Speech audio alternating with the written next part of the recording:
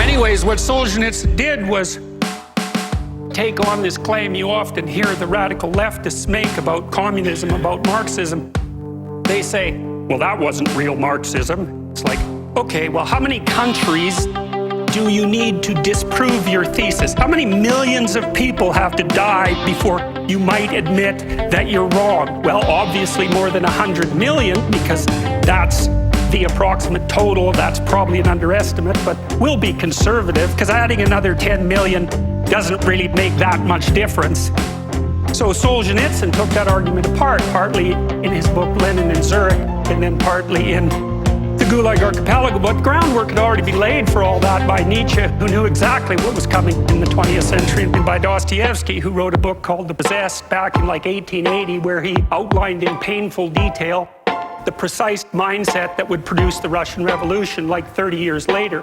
Amazing. And Tolstoy as well. He knew what was coming. Made him suicidal. He wrote in his confession that when the conflict between the ideas of Russia, the traditional ideas, and the Enlightenment ideas sweeping in from the West, they blew his worldview apart, which was traditional religious, blew his worldview apart so badly that he was suicidal at the height of his fame. Tolstoy knew what was going to come too. And so it's not like Solzhenitsyn was the only person who could see this. Orwell knew it. Malcolm Muggeridge knew it in the 1930s when he was noting that the Soviets, given their idea of class guilt, which sounds a lot like white privilege to me, or any other form of racism, they used that doctrine to just round up all the kulaks.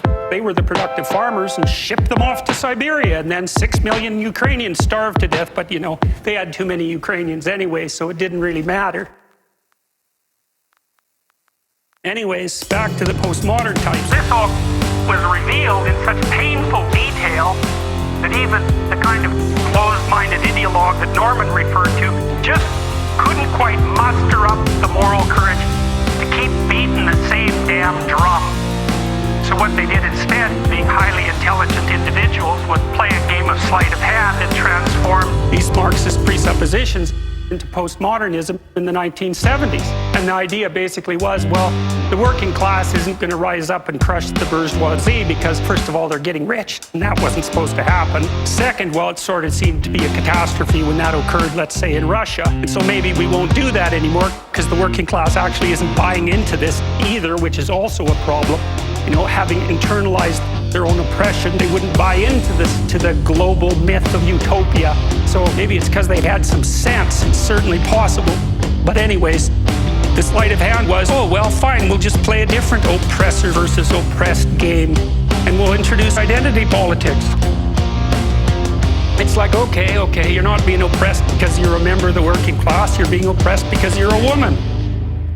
Or you're being oppressed because you have an ethnicity that's outside the main paradigm, whatever that might be.